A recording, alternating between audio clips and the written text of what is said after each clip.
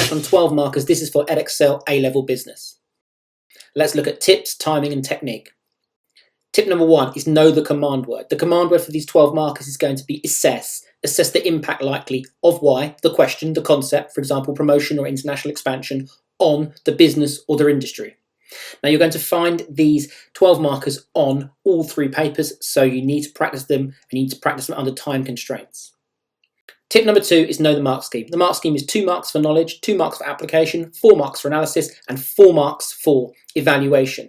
So your analysis has got to have depth and you've got to have counterbalance here, whether that's a however point, and it depends on point, or a limitation, or if you're looking at industry, or the differing impacts are on a small or larger business.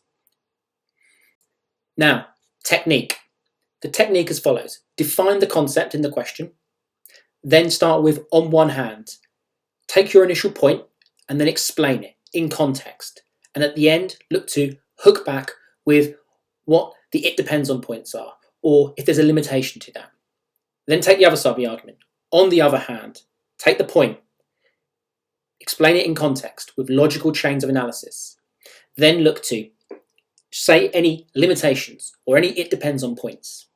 And then the conclusion. The conclusion, answer the question and justify why. And if you feel like you haven't had any it depends on points throughout, perhaps insert another it depends on point within the conclusion.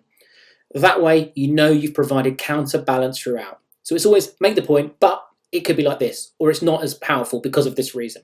Now let's move on to timing. So timing, 14 to 15 minutes for these types of questions. And if you have additional time, and that additional time is 25%, then about 18 minutes to answer these 12 markers. I hope that helps, and I'll see you for the next sesh.